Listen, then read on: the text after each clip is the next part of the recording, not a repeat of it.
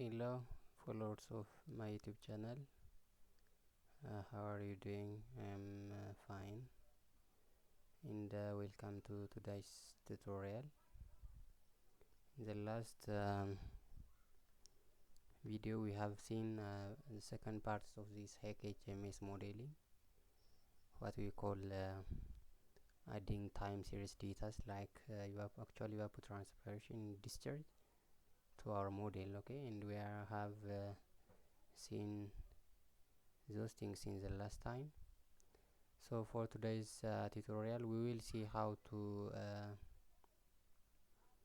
add the remaining parts like lag time and initial base flow, okay, for our HEC HMS for the modeling. So this one is a model what we have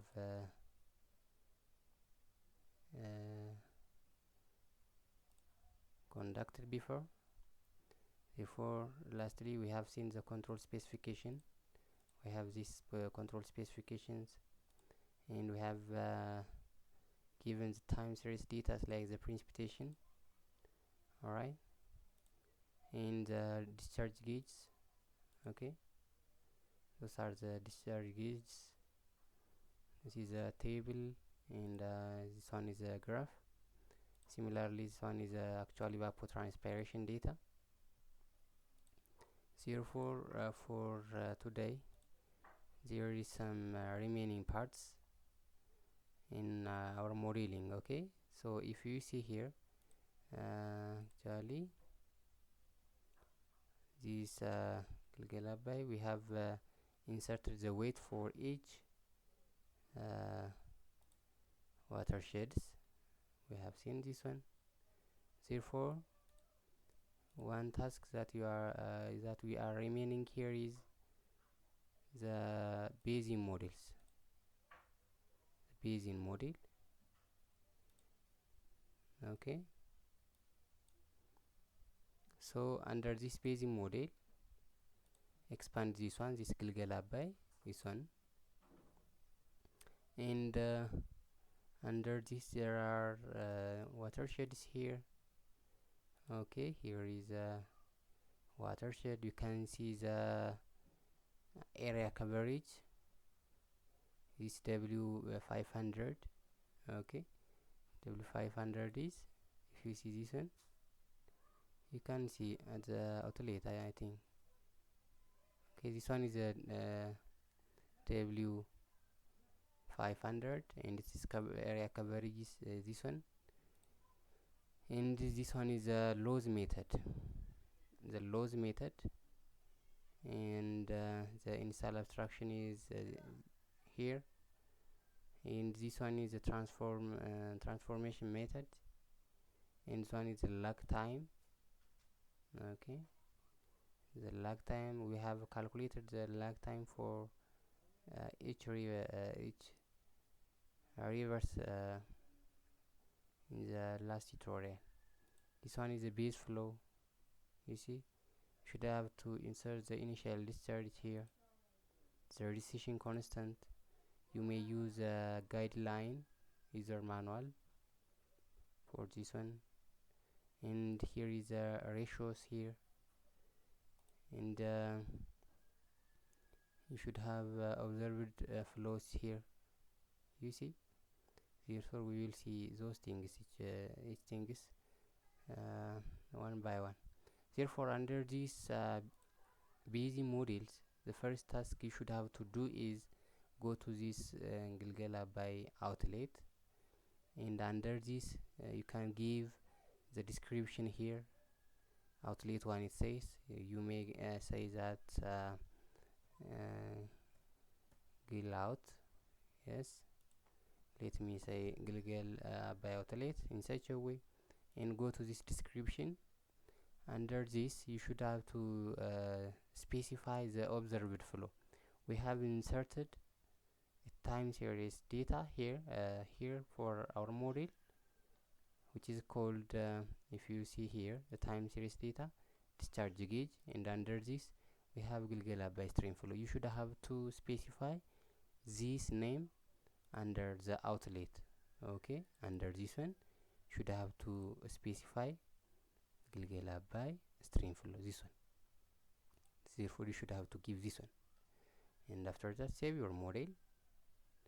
So we are specifying our observed flow at the outlets of the watershed, and after you have doing this, we have rivers here, rivers, and for those rivers we have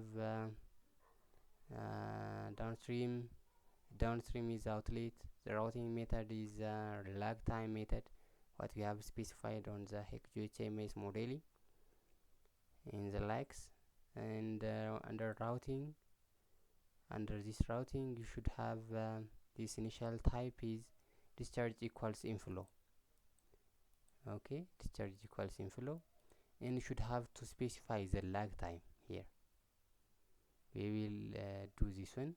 Under options we have those options.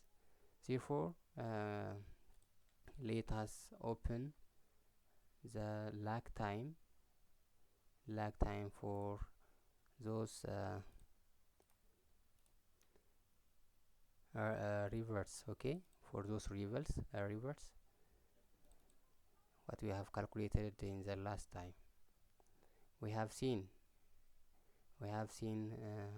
this tutorial how to determine the lag time of concentration, and lag time for different rivers.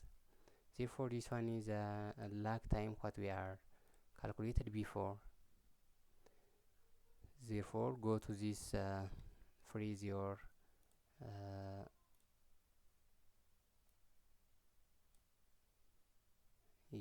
Excel in such a way, side by side, and you can do.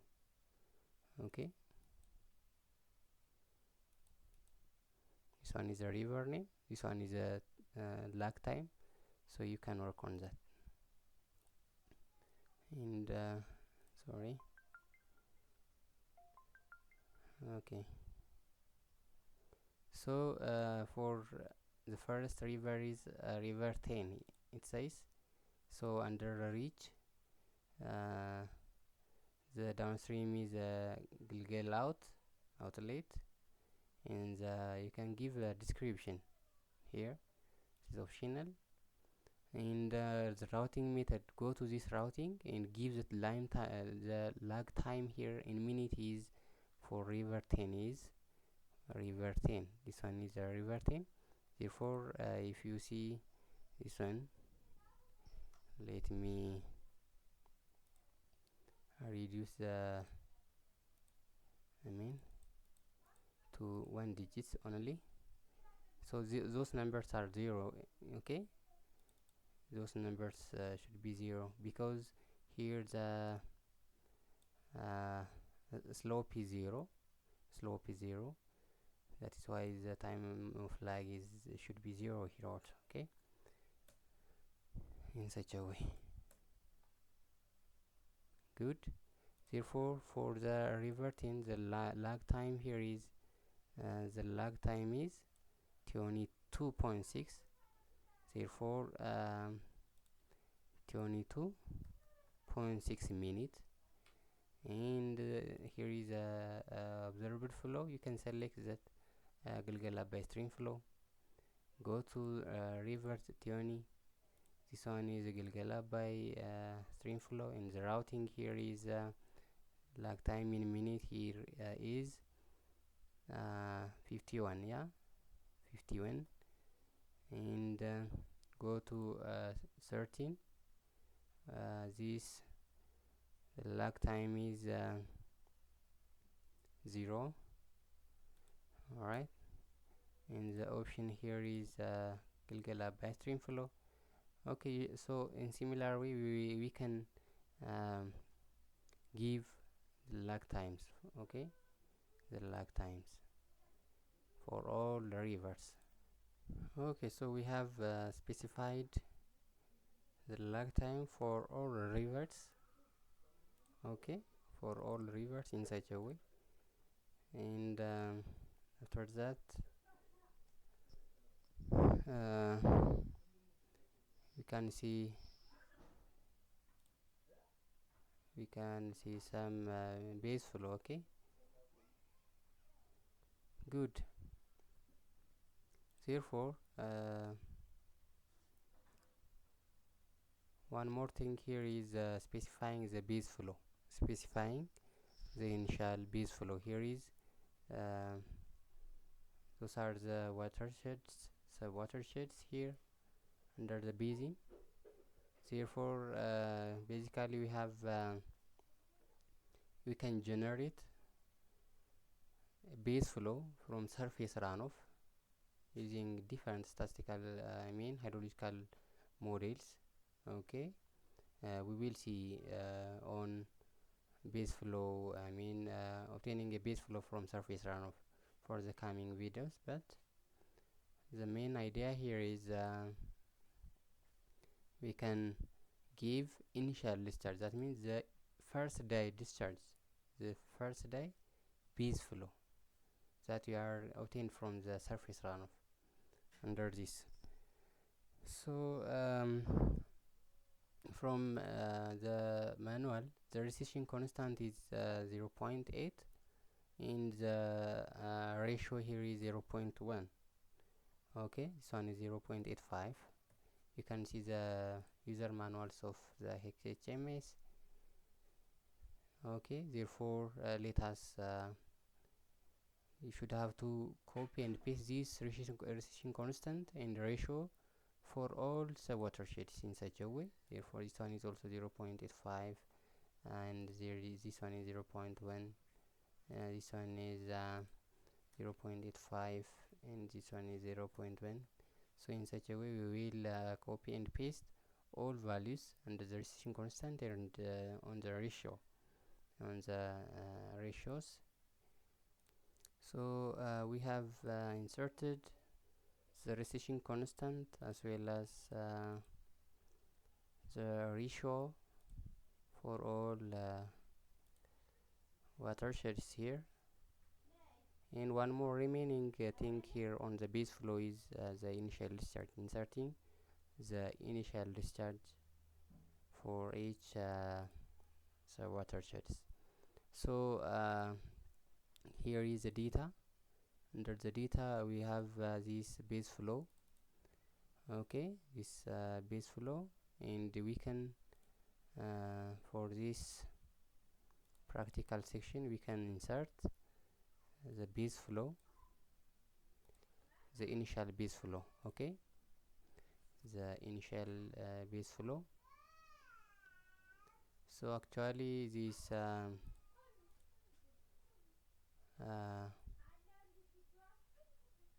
the stream flow, the initial initial base flow here is this much. okay, 2.231. This base flow is obtained from the first day discharge. This from 5.65 surface runoff, we can get a base flow of 2.231. okay, 2.231. you can insert this base flow for all of the sub-basins. okay, sub-basins. Otherwise you can work on using area proximity method. You can work on area proximity. okay, that means for instance here is those are the sub-watersheds. okay, those are the sub-watersheds as an example, and you have this area, and basically you should have an initial this initial surface the base flow this much, as we have seen here.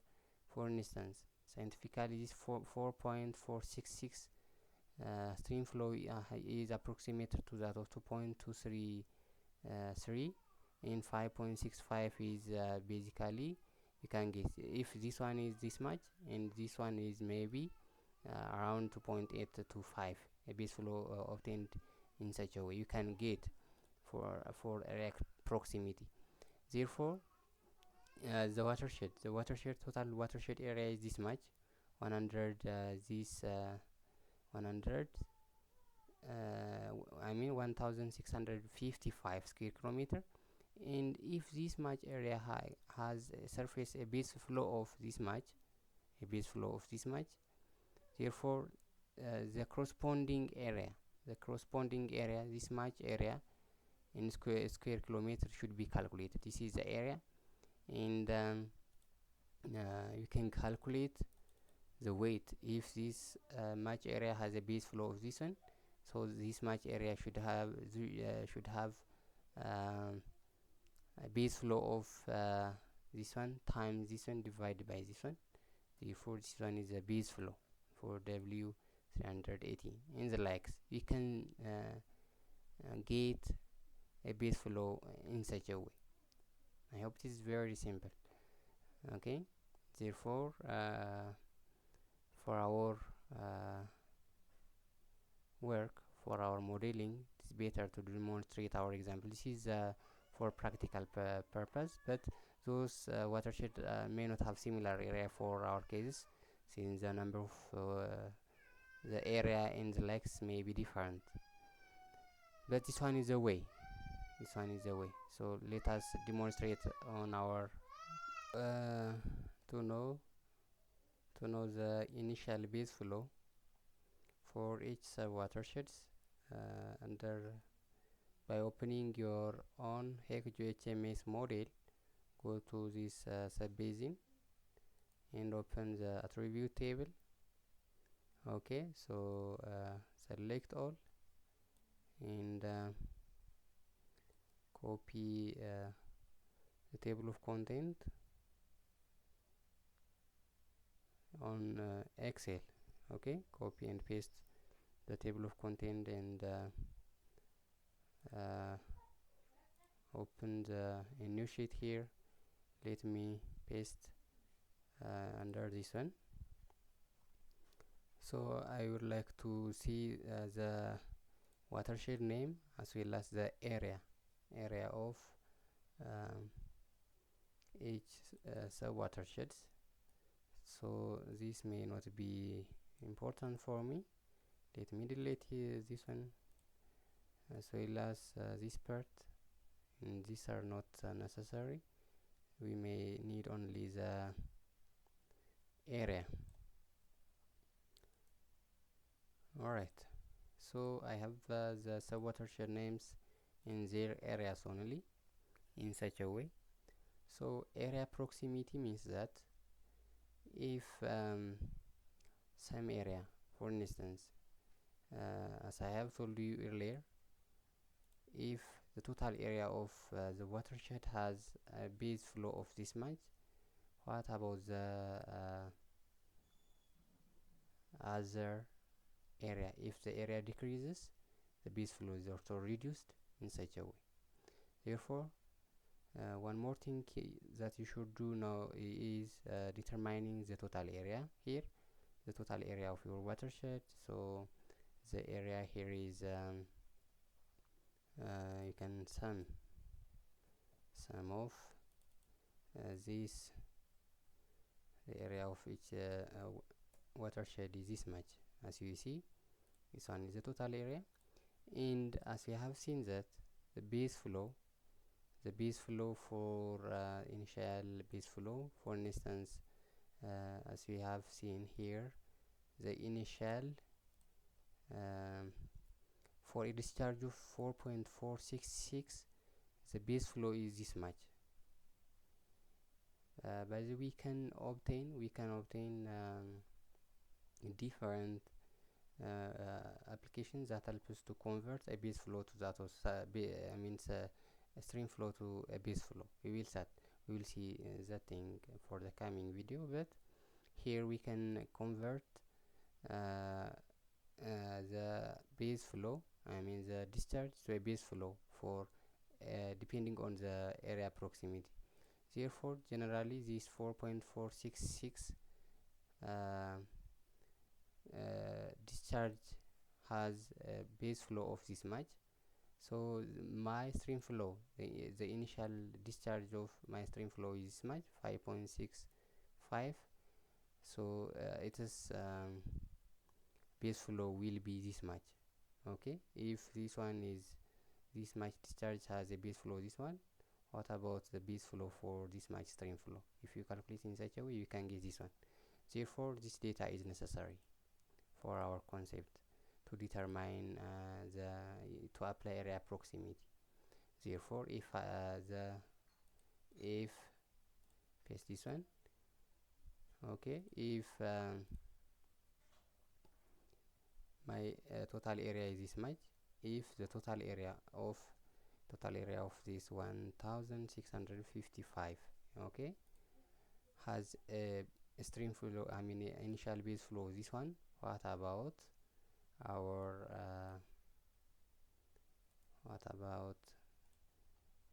the individual areas has? Okay, therefore to do that, this equals this one times this value divided by this one is initial base flow for this area, is it? Therefore this value and this value should be constant throughout our work. Okay, constant. That means you can select this cell and pressing F4 makes it constant. You can do in such a way. Therefore, if this much square kilometer area has an initial discharge of this one, then the initial base flow of an area 1.76 has will have a base flow of this one. Therefore, this one is a base flow. This method is called area proximity method. Okay, area proximity method.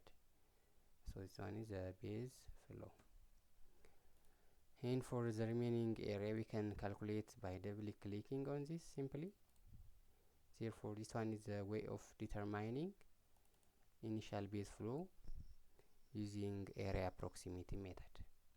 Now our task should be copying and pasting this initial base flow to our models, but this work should be calibrated. Okay, calibrated through our works, and you can use the initial base flow here, the initial base flow, the converted initial base flow, this one, for all of the sub-watersheds. That is your option.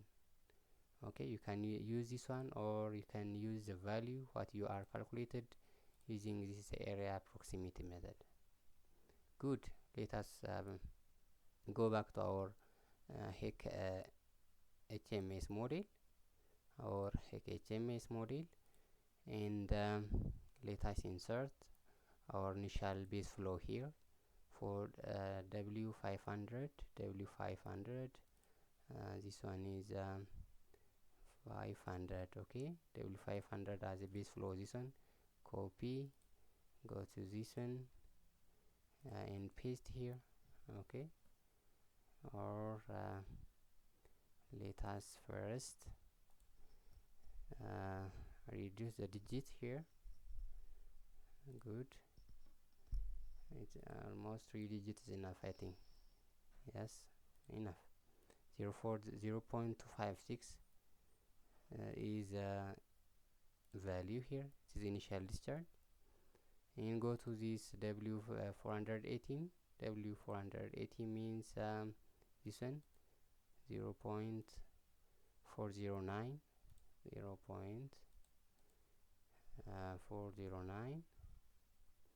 and go to this W417. 417 here, 0.205. Okay, and similarly we can give the initial base flow. Okay, initial base flow. So we have given the initial discharge for all of the sub-watersheds, what we have calculated using area proximity method in such a way. In the last thing that you one more thing that you have left here is we are under the component section. We have inserted all necessary parameters for our model. We have given the meteorological data, all the meteorological data, okay, the gauge weight for all watersheds, in the control specification, the time series data, okay, and we have inserted or doing on Bayesian models for the outlet. We have given the Gilgala by stream flow under the outlet, and we have given the lag time for all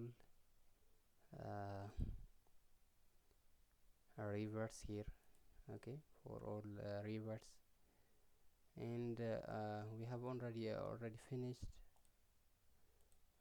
on inserting the necessary data. So one more thing you should have to do is go to this compute after you have inserted your tasks, save your work, and go to compute. Under this run simulation, right click on this, or go this expand this one, Gilgala by HEC HMS is now activated, and under this right click on that, compute your work, and it takes some minutes, okay, it takes some minutes. There is invalid base flow recession constant for sub-basin W 480. That is the reason why our model is not working properly. Okay, therefore the base flow recession constant is not okay for sub-watershed 480. So close this one, go to your component, under this Bayesian model, go to sub-watershed 418, listen, and the base, yeah, this one is not the right one, rather you should give 0.85. you see, if you have make some errors, you can see, you can read the warm-up window here, and you can make your errors, you can reduce your errors in such a way. So I am working on that, and go to this compute, expand this one. Under simulation run, you can see some descriptions here. The description is Gilgala by in the likes output file, and you can see the ratios, okay, can see the ratios in the likes. Therefore go to this one, under this, and compute your work, and it's now running, and you can see, you can observe the percent is now going, okay, the percent is now going.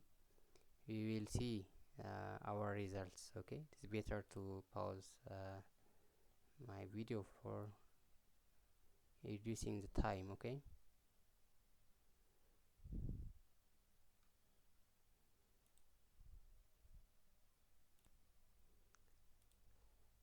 Okay, so our computation is fully done.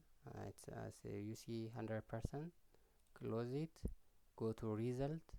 You can see the simulation runs here, in this one, under this Gilgala by HEC HMS. You can see the global summary under this section.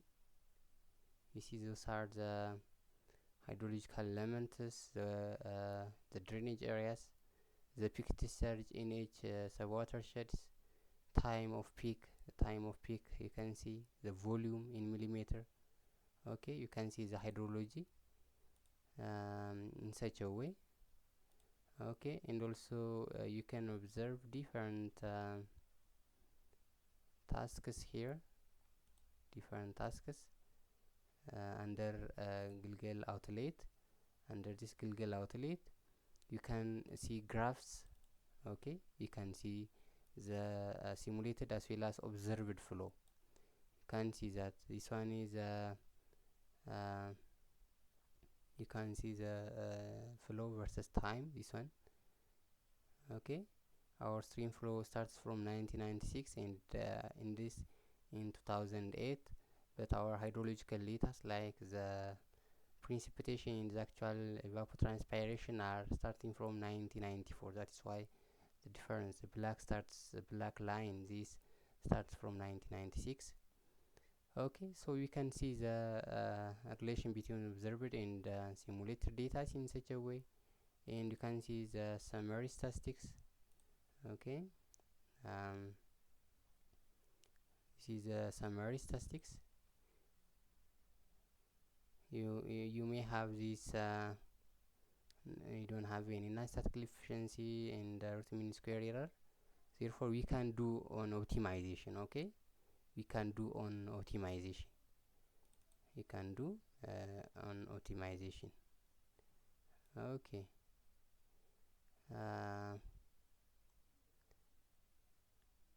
I hope we may have this observed flow.